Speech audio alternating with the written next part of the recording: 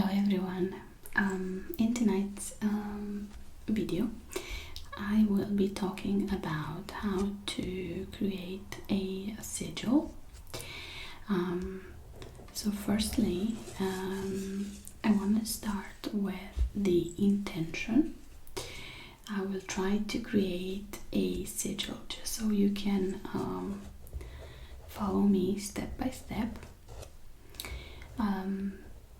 There are a couple of types of sigils, and they all depend on your intention, first of all, but also they depend on how long you would like to keep the sigil or how you will activate the sigil. Let's start with how would you actually use a sigil. So you can use a sigil for protection. You can use it for any sort of intention. Again, it really depends on how you formulate that, but you can write it on a piece of paper. You can carve it into a fruit and then eat the fruit. You can also carve it or paint it on a wall or a piece of furniture. So really, sky is the limit how you want to use it, and its purpose, of course. A good example would be I am successful. So you write your intention on a piece of paper, which we will do in a couple of seconds, of course. But I'm not going to use that example here. I'm just going to use a very general sentence, such as I don't know, let's see, all my subscribers are happy, right? So let's start with that.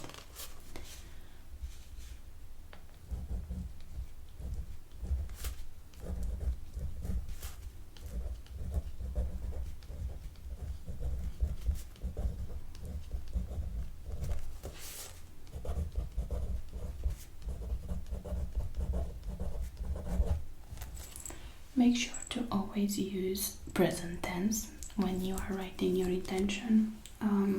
It really matters for you to be in the right state of mind, to be in the present, to actually feel like what you're writing is already accomplished, not that it may happen in the future. So, all my subscribers are happy, or I'm wealthy, I am healthy, I am successful, I am protected. All of these are good examples, but really sky is the limit. So the next step would be for us to eliminate all the letters that are duplicates, right?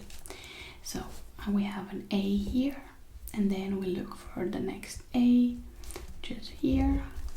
So we eliminate that and another one, and we have an L, and that's the only one. Okay, then we have the M, which is the only one as well. The Y is here. We have an S. Okay, that's good. Then a U, B, C, R, I. I have another B actually. I missed that. That's an R actually, which I didn't. Okay, and we have an E here and another R. Oh, and double B.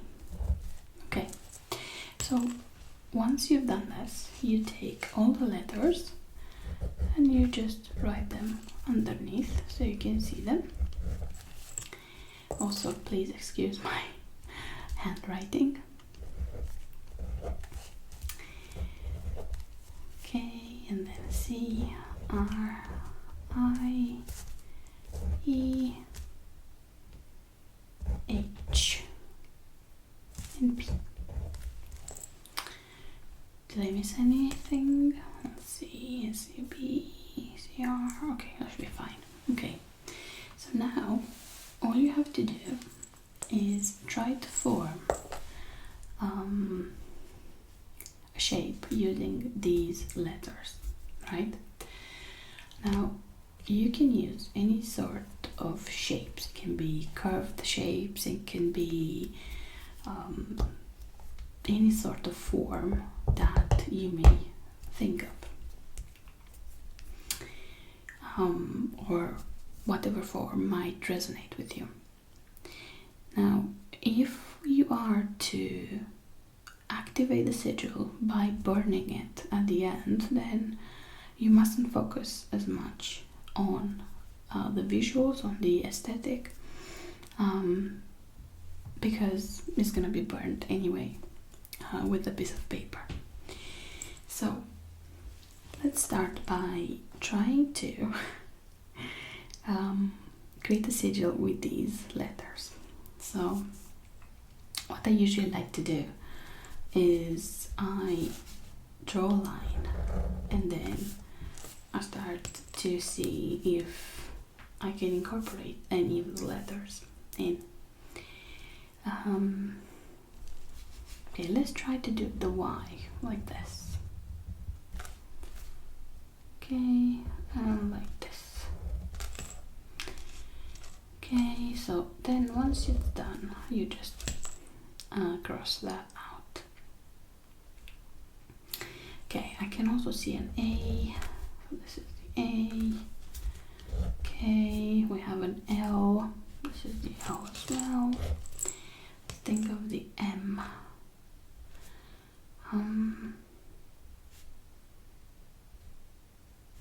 The M can be done like this. So let me draw this here. Okay. Think of an S. Now the S is gonna be a bit more difficult, but not all letters have to be included. So we might think of a different shape for the S maybe, or let's see.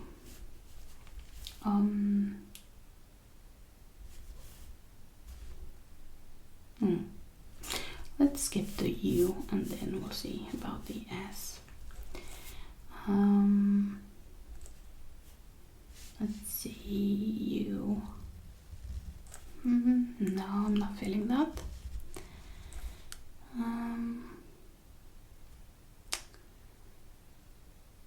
This kind of a V, not really a U. Kind of wanna intersect these here.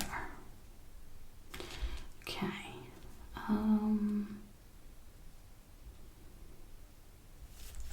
This can be a B. This can be a B too. Bit of a stretch, but we already have a C here. I'm gonna cross it out. The I, that's this one. An E. Now the E is gonna be a bit more difficult as well.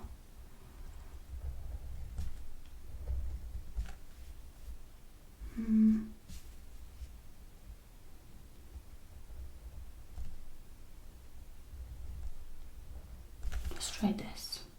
Okay, it looks like a reversed E. And then the H.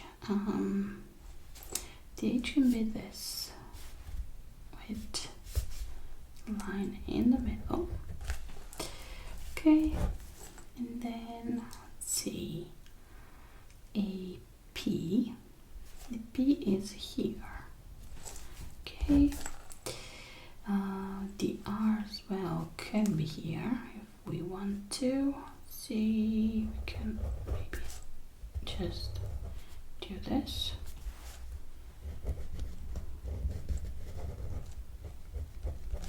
Okay.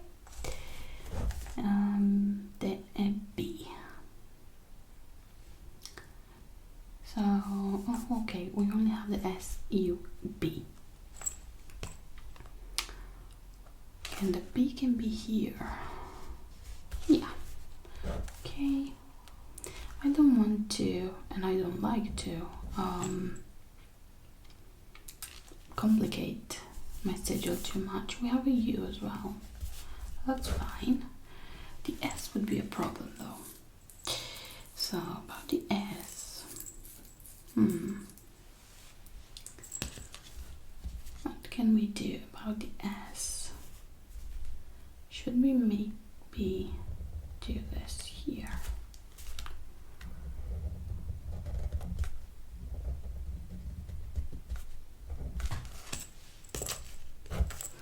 Okay, now you may want to keep this one, or you may try to draw it out with a bit more straight lines this time.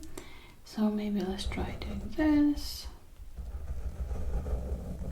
Okay, that wasn't a straight line. Okay, so these were the lines for the E. Okay, and this line goes down. Okay. Then there's this line for the S.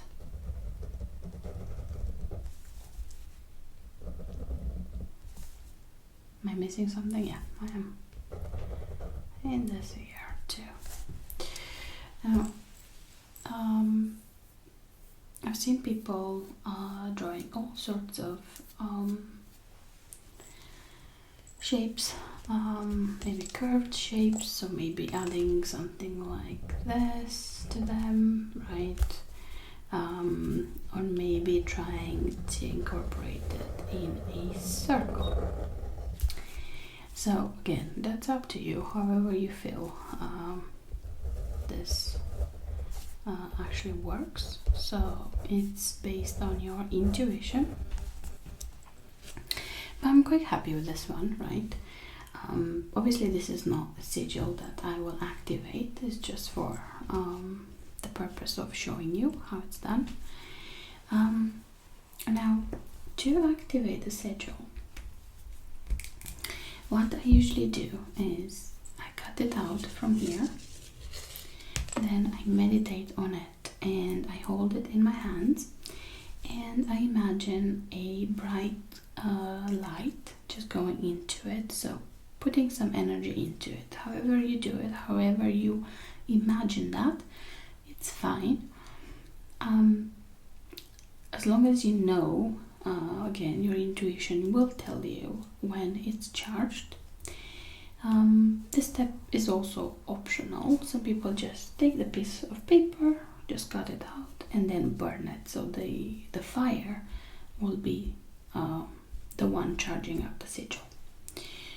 But again, if you want to do the extra step and meditate and put some of your energy into it, then that's absolutely up to you.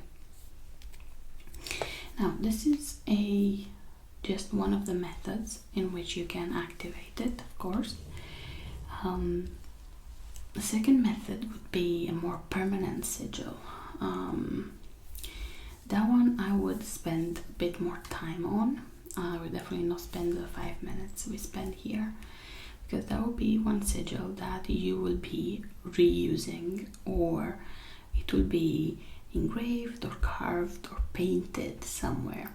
It can be a wall, it can be a piece of furniture, it can be on your candles, it can be something that you can use on a very long period of time. So you can also search on Google examples of sigils, so you can get inspiration for them. And you can actually look on how other people do them. A sigil can be just as simple as a couple of lines. I've seen sigils like this. I'm not even joking. So again, as long as it works, it doesn't really matter how it looks. I do want my sigils to look good, but that's just me. And another method would be for you to, I haven't actually tested this method out, but I think what you do is you just draw the final sigil on a piece of paper, which you will use later on. A piece of paper can be added to spell jars, it can be added to, I don't know, maybe freezer spells.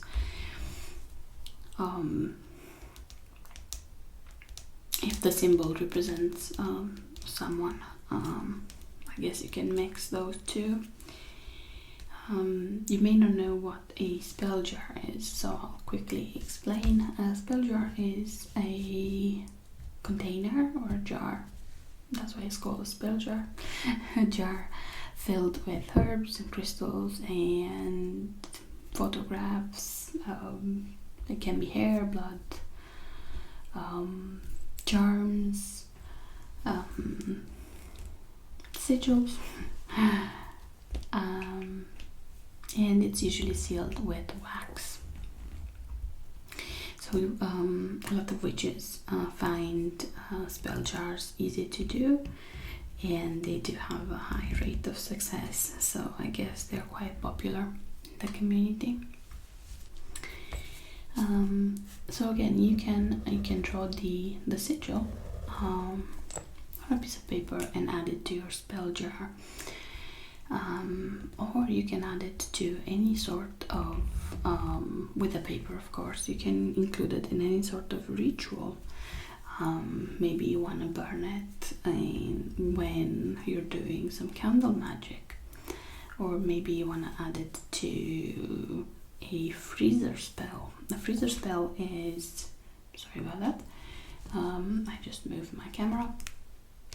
A freezer spell is a container that you put in your freezer, usually to keep someone out of your life.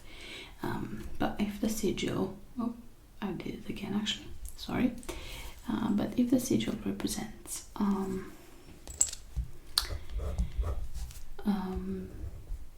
person that is toxic, and you somehow you have created a sigil to protect you from the person, then I'm not sure it will work. I think you have to create a sigil that fully represents the person with no intention behind it, and then put it in the freezer, because the freezer,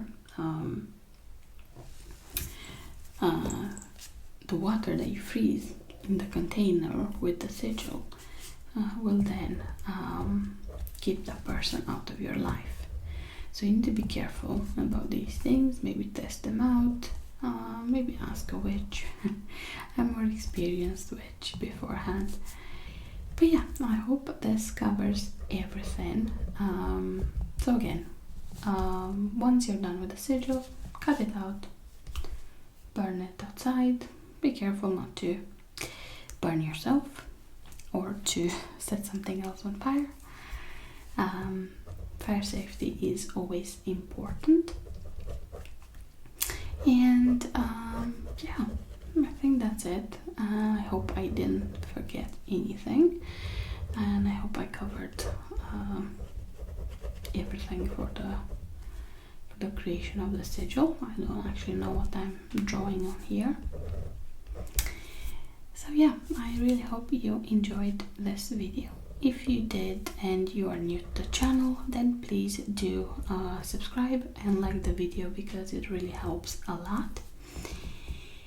And I also do have a couple of social media accounts. I actually created a Facebook page just last week.